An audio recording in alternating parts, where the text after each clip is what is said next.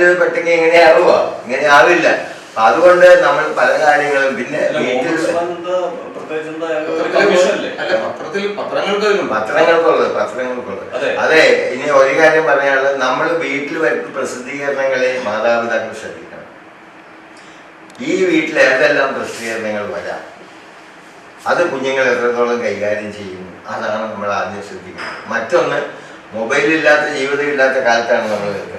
ഈ മൊബൈലിലൂടെയാണ് ഇപ്പം നമുക്ക് പല മരണങ്ങളും നമ്മൾ കാണുന്നുണ്ട്, അല്ലേ? മൊബൈലിലൂടെ കാണുന്ന ഒരുപാട് മരണങ്ങളുണ്ട്.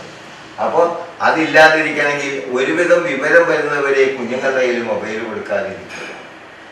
ഇതിനെന്ന് പറഞ്ഞാൽ ഞാൻ ഉദ്ദേശിക്കുന്നത് 10ാം ക്ലാസ് കഴിഞ്ഞിട്ടെങ്കിലും ഇതിന് കൊടുക്കാവൂ. എന്നെയാണ് എന്ത് ചെയ്യണം, എന്ത് വായിക്കണം. ഒരിക്കലും വലിയ മൊബൈലുകൾ വാങ്ങിച്ചു കൊടുക്കരുത്, കൊച്ചു മൊബൈലുകൾ. ഇതിലൊന്നും ചെയ്യാൻ ഒക്കില്ല. ഒരു കാര്യം ഇതിനോട് പറയാം.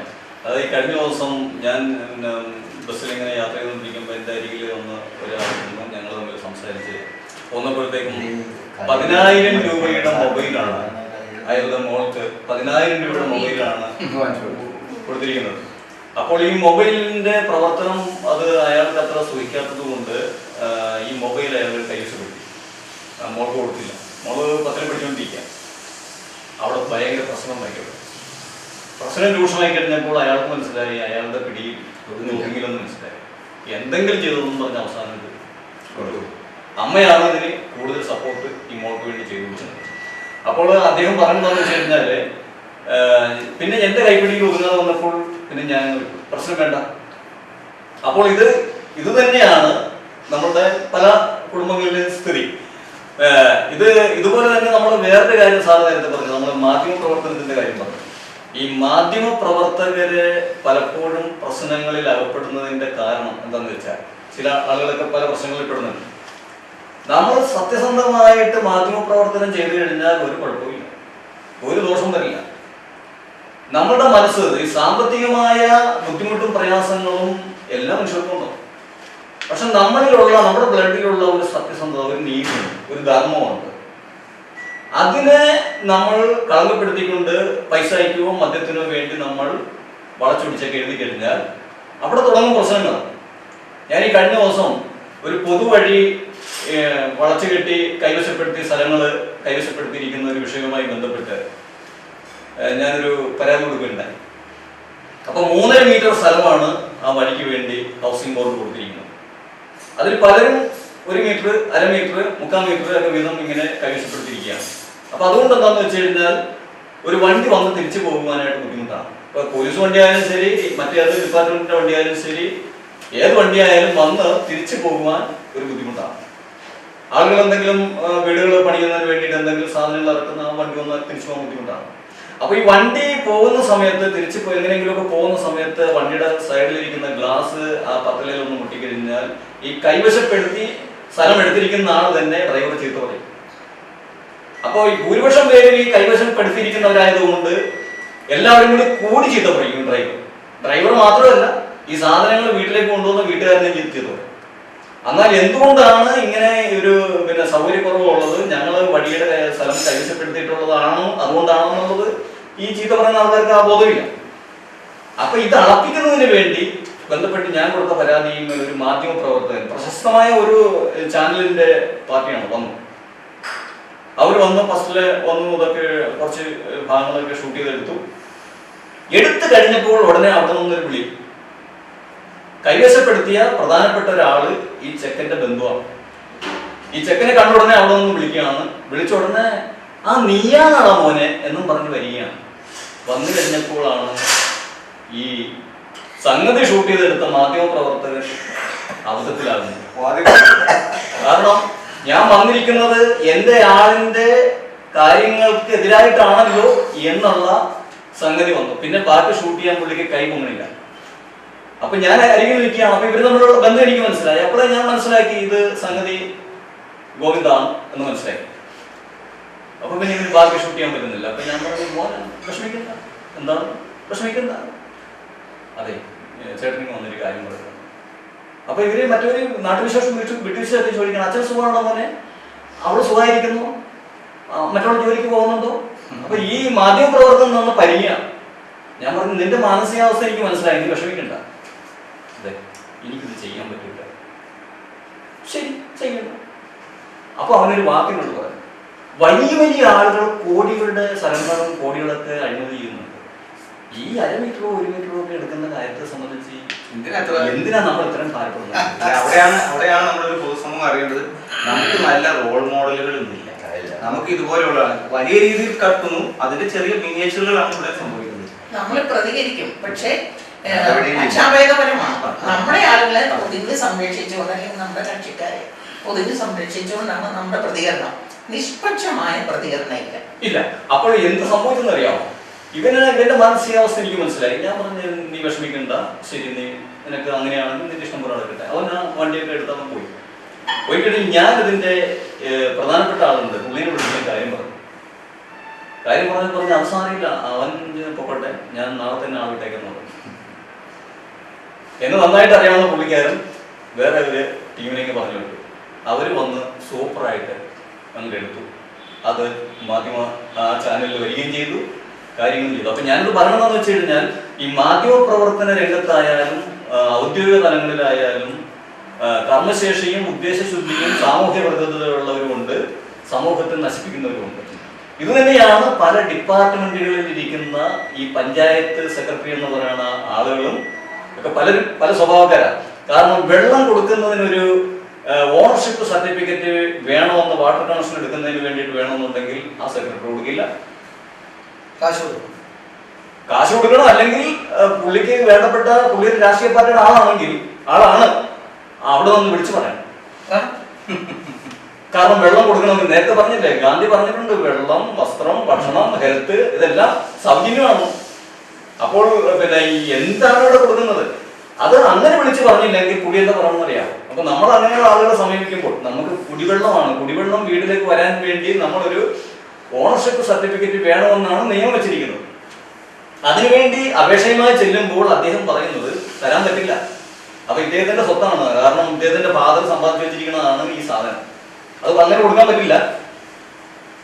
പിന്നെ എങ്ങനെ കിട്ടും സാറെന്ന് ചോദിച്ചാൽ പറയും, ഞാൻ 10-30 വർഷമായിട്ടുണ്ട് ഈ രംഗത്തിരുന്ന്. അത് നമുക്ക് പറയാൻ പുള്ളി പറയണില്ല.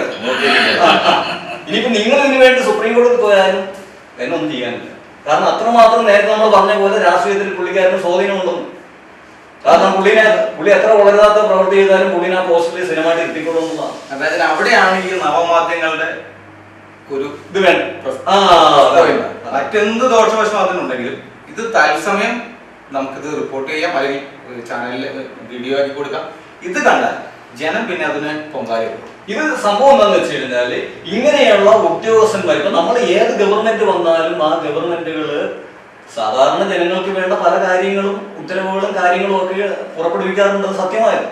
ഏത് ഗവൺമെന്റ് വന്നാലും മുഴുവനും അവർ ചെയ്യുന്നത് കുറ്റമാണെന്ന് നമുക്ക് പറയാൻ പറ്റില്ല. പക്ഷെ അവര് സാധാരണക്കാരായ ജനങ്ങൾക്ക് വേണ്ടിയിട്ട് പുറപ്പെടുവിക്കുന്ന ഈ ഉത്തരവുകള് ശരിക്കും പറഞ്ഞു കഴിഞ്ഞാൽ പല ഉദ്യോഗസ്ഥന്മാരും അത് പാലിക്കപ്പെടുന്നില്ല. ജനങ്ങളെ ഇട്ട് വിഷമിപ്പിക്കുകയാണ്. അവിടെ കൊണ്ട് അപേക്ഷ കൊടുക്കുമ്പോൾ പറയാം, അയാൾ അവിടെ ഇരുന്നിട്ട് സിഗ്നൽ കൊടുക്കും, അവിടെ കൊടുക്കണം. അവിടെ ചെല്ലുമ്പോൾ പുള്ളിക്കാരൻ അവിടെ പൈപ്പിൽ എന്തെങ്കിലും വായിച്ചുകൊണ്ടിരിക്കുകയായിരിക്കും. പുള്ളി പറയാം അപ്പുറത്തും കൊടുക്കാം. അപ്പൊ ഇവര് തമ്മിൽ അങ്ങോട്ടും ഇങ്ങോട്ടും ഈ മെസ്സേജ് കൊടുക്കുന്നുണ്ട്, ഈ ആളെ അങ്ങോട്ടും ഇങ്ങോട്ടും നടത്തിക്കോളണം, ഒരു കാരണവശാലും ഒരു 2 മാസത്തേക്ക് പുള്ളി കൊടുക്കരുത്, അപ്പൊ നാളെ മറ്റന്നാ, ഇങ്ങനെയൊക്കെ പറഞ്ഞ് ഈ ആളെ നടത്തി അവസാനം വിഷമിക്കുമ്പോൾ ഇവന്റെ പ്രതികരണ ശേഷി വരികയാണ്. അപ്പോഴാണ് ചിലപ്പോൾ പരസ്യമായിട്ട് ആ ഓഫീസിൽ വെച്ചിട്ട് ഈ ഉദ്യോഗസ്ഥന് ചിലപ്പോൾ അനാവശ്യമായ വാക്കുകൾ വിളിച്ചു പറയുന്നത്. അതെ, വിളിച്ചു പറയുമ്പോൾ അനാവശ്യം അവന്റെ ക്ഷമ നഷ്ടപ്പെട്ട് കഴിയുമ്പോൾ അവൻ എന്തെങ്കിലും പറഞ്ഞു കഴിഞ്ഞാൽ ഉടനെ ഇവൻ പോലീസിലേക്ക് ഫോൺ ചെയ്യും.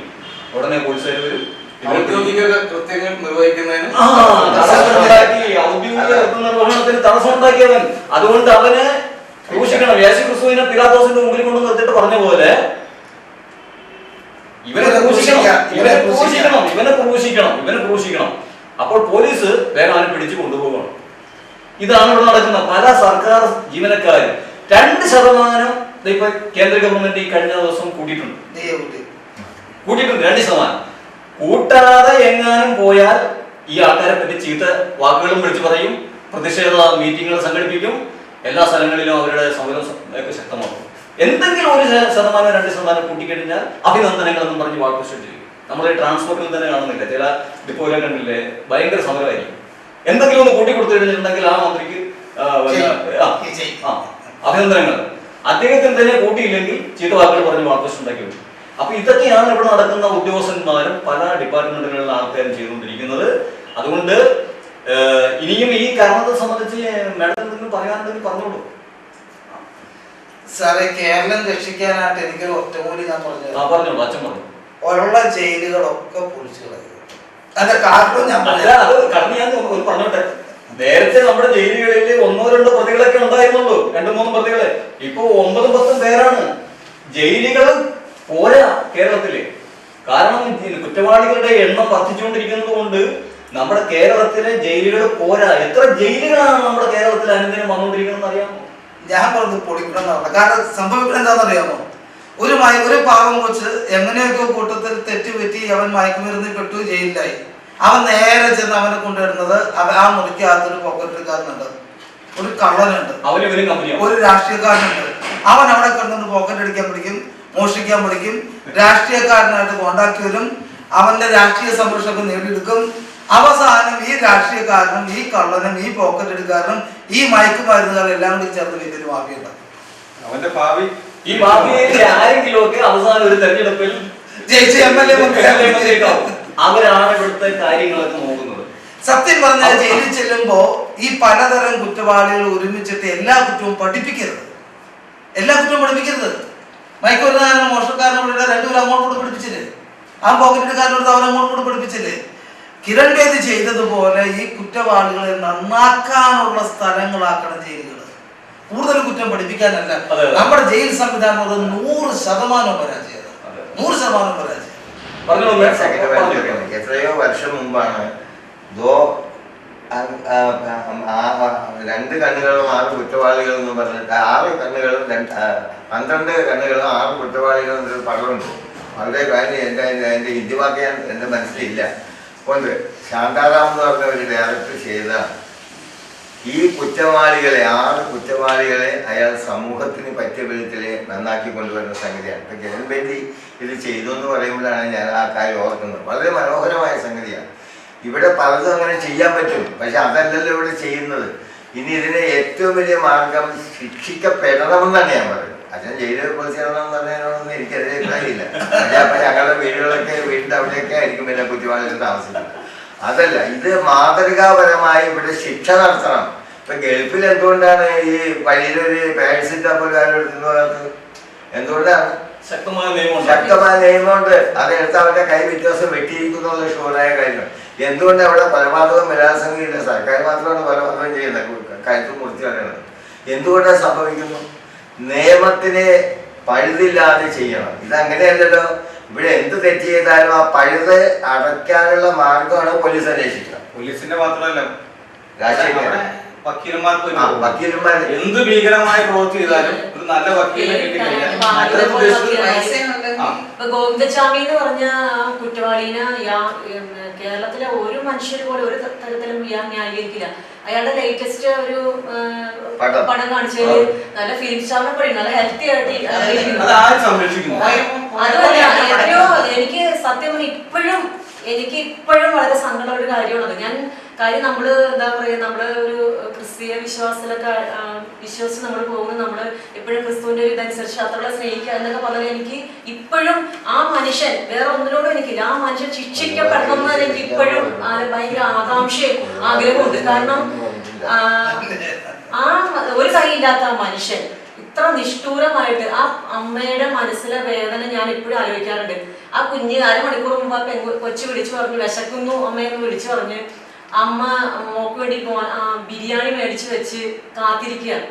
ആ അമ്മയ്ക്ക് എന്തൊരു വിശന്നാണ് എൻ്റെ കുഞ്ഞ് മരിച്ചത്, അതും ഇത്ര പീഡനങ്ങൾ ഏറ്റ് മരിച്ചതല്ലോ എന്നോർത്ത് ആ അമ്മയ്ക്ക് അവരുടെ മരണം വരെ അവർക്ക് അതിലൊരു എന്താ പറയുക, എന്തോ ഒരു മനോവേദനയോടെ ആയിരിക്കും അവർക്ക് ആ വിധി വന്നപ്പോൾ അവര് ഒത്തിരി സങ്കടപ്പെട്ടവര്. ആ വിധി വന്നപ്പോഴത്തേക്കും വധശിക്ഷ കൊടുക്കണം എന്ന് പറഞ്ഞിട്ട് ഈ നേരം വരെ ആ ഗോവിന്ദസ്വാമിക്ക് ഒരു മാനസാന്തരം ഉണ്ടായിരുന്നെന്ന് വിശ്വസിക്കാൻ പറ്റില്ല.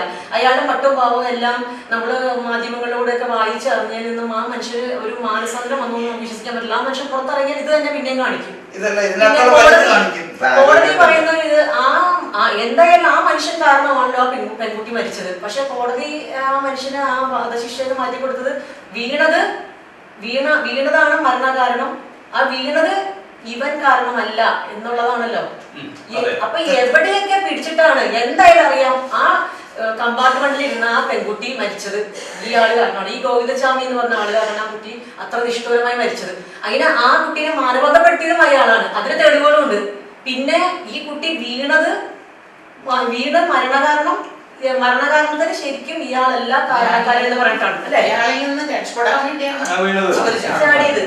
അപ്പൊ എന്തെല്ലാം ലൂപ്പുകളൊക്കെയാണ് നമുക്ക് ഒരുപാട് ലൂപ്പുകൾ എന്ന് വെച്ചാൽ ഈ പിന്നെ നിയമത്തില് നിയമങ്ങൾ മാറ്റി ഏതൊരു അതാ ഞാൻ നേരത്തെ പറഞ്ഞത്, ഏതൊരു നിയമം നമ്മൾ എടുത്താലും ഏതൊരു പ്രശ്നം എടുത്താലും അവിടെയൊക്കെ ഒരു പഴുതുണ്ടാവും. ആ പഴുതിലൂടെ ഒരു പ്രഗത്ഭനായ അഡ്വക്കേറ്റിനെ തന്റെ അടുത്ത് ചെന്നിരിക്കുന്ന കക്ഷിയെ രക്ഷപ്പെടുത്തുക എന്നുള്ളതാണ് അയാൾ പഠിച്ചു വെച്ചിരിക്കുന്ന നിയമം. അപ്പോൾ അദ്ദേഹത്തിന്റെ തൊഴിലാണെന്നാണ് പറയുന്നത്. അദ്ദേഹം ചെയ്യുന്നത് അദ്ദേഹം പഠിച്ച അദ്ദേഹത്തിന്റെ തൊഴിലാണ്. അവിടെ നീതിയോ അനീതിയോ അല്ല. അവിടെ അദ്ദേഹത്തിന്റെ അടുത്ത് ചെന്നിരിക്കുന്ന ആ കക്ഷി ഒരു കുറ്റവാളിയാണെങ്കിൽ പോലും അയാളെ രക്ഷപ്പെടുത്തുക എന്നുള്ളത് ഏതൊരു നീതിബോധമുള്ള അഡ്വക്കേറ്റിന്റെയും ചുമതലയായിട്ടാണ് പറയുന്നത്. കേസിലും അയാൾ പ്രത്യക്ഷപ്പെട്ടു.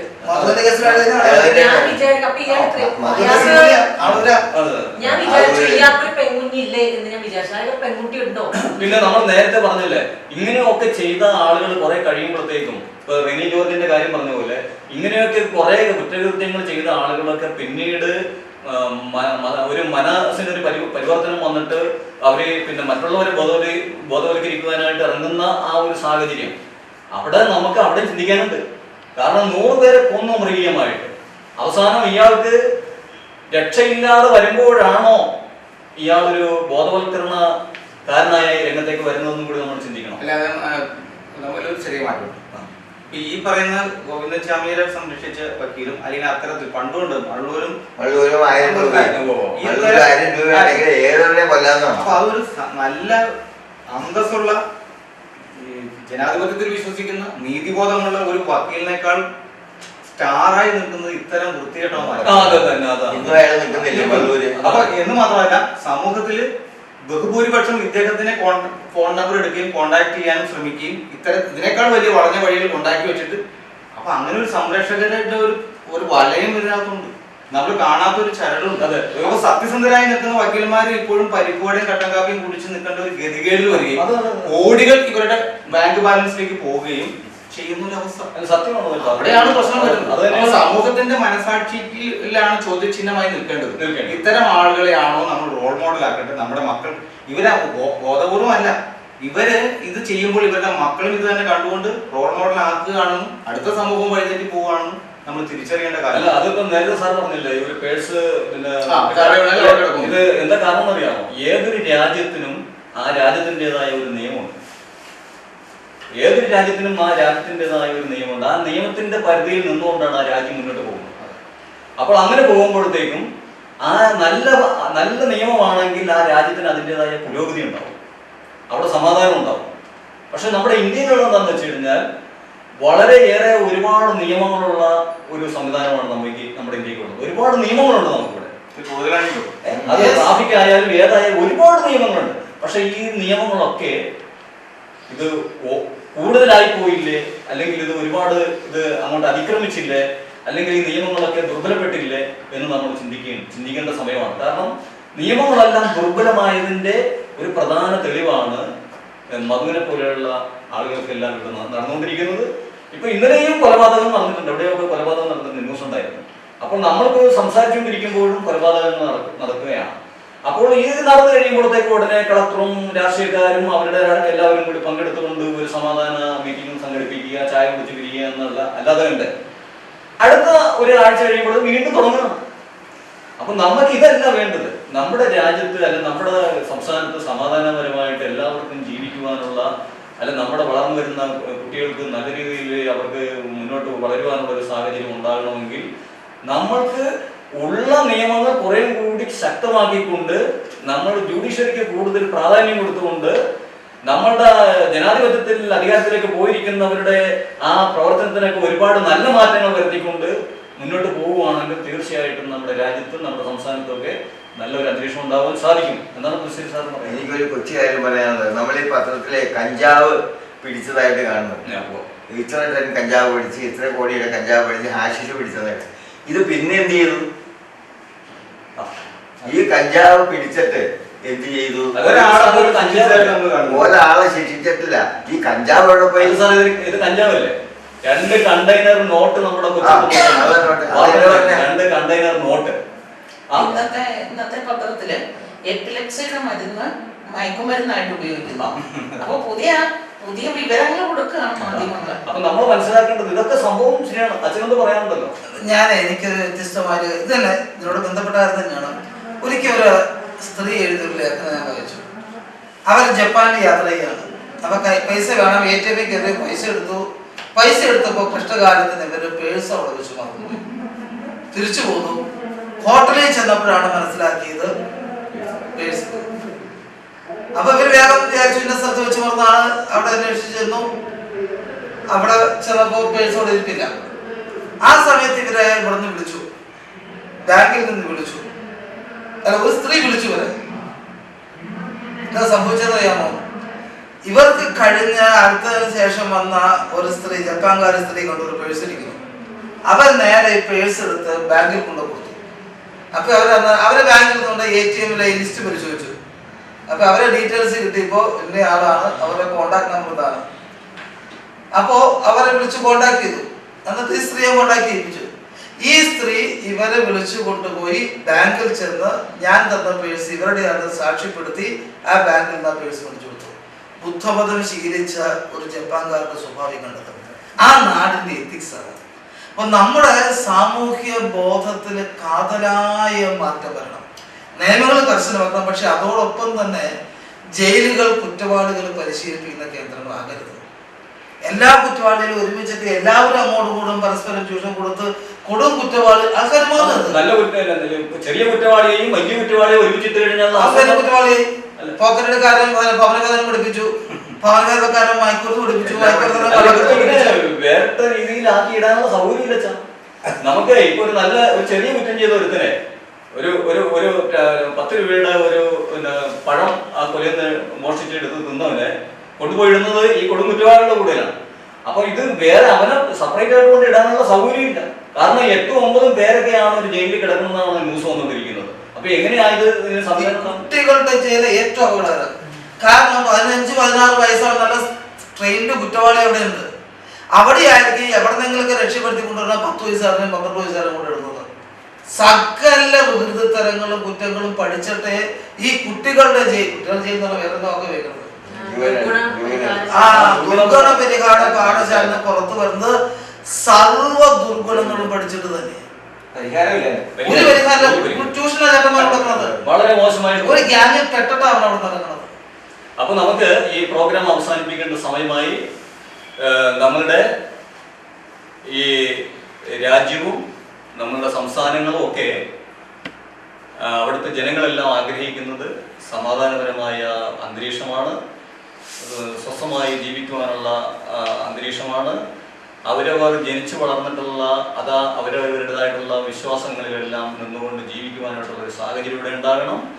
നമ്മൾക്ക് ശക്തമായിട്ടുള്ള പ്രധാനമന്ത്രിയുണ്ട്, മുഖ്യമന്ത്രിമാരുണ്ട്, മറ്റു മന്ത്രിമാരുണ്ട്, നമുക്ക് എല്ലാവരും ഉണ്ട്, എല്ലാ സംവിധാനങ്ങളും ഇവിടെയുണ്ട്. പക്ഷേ ഇവിടുത്തെ കുഴപ്പം എന്താണെന്ന് വെച്ച് കഴിഞ്ഞാൽ അവരവരിൽ നിക്ഷിപ്തമായിരിക്കുന്ന കർത്തവ്യങ്ങൾ വേണ്ട രീതിയിൽ വിനിയോഗിക്കുന്നില്ല എന്നുള്ളതാണ് സത്യം. അങ്ങനെ അവർ ചെയ്യുകയാണെങ്കിൽ തീർച്ചയായിട്ടും അവരവരുടെ ഉത്തരവാദിത്തങ്ങൾ വളരെ ഭംഗിയായിട്ടും സത്യസന്ധമായിട്ടും ജനങ്ങൾക്ക് വേണ്ടി ചെയ്യുകയാണെങ്കിൽ ഒരു പ്രശ്നങ്ങളും ഇവിടെ ഉണ്ടാകുന്നില്ലെന്നുള്ള സത്യമാണ്. ഇത് എന്താണ് ഈ പ്രശ്നങ്ങൾ കൂടുതൽ ഉണ്ടാകുവാനുള്ള കാരണം എന്താണെന്ന് ചോദിച്ചാൽ സത്യത്തെ മൂടി വയ്ക്കുകയാണ്. നിലനിൽപ്പിന് വേണ്ടി സത്യങ്ങളെ മൂടി വയ്ക്കുകയാണ്. മൂടി വയ്ക്കുമ്പോൾ അതെന്താണെന്ന് അറിയാൻ വേണ്ടി ചികഞ്ഞ് നീതിക്ക് വേണ്ടി നമ്മൾ പ്രയത്നിച്ചുകൊണ്ടിരിക്കും. അപ്പോൾ നീതിക്ക് വേണ്ടി നമ്മൾ ഈ പ്രയത്നിച്ചുകൊണ്ടിരിക്കുമ്പോഴത്തേക്കും സത്യം അറിയുവാനുള്ള വ്യഗ്രതയാണ് മനുഷ്യരിലുള്ളത്. അപ്പോൾ ആ സത്യത്തിന് വേണ്ടിയും നീതിക്ക് വേണ്ടിയും ജനങ്ങൾ ഇങ്ങനെ പ്രവർത്തിക്കുമ്പോൾ കൂടുതൽ പ്രശ്നങ്ങൾ ഉണ്ടായിക്കൊണ്ടിരിക്കും.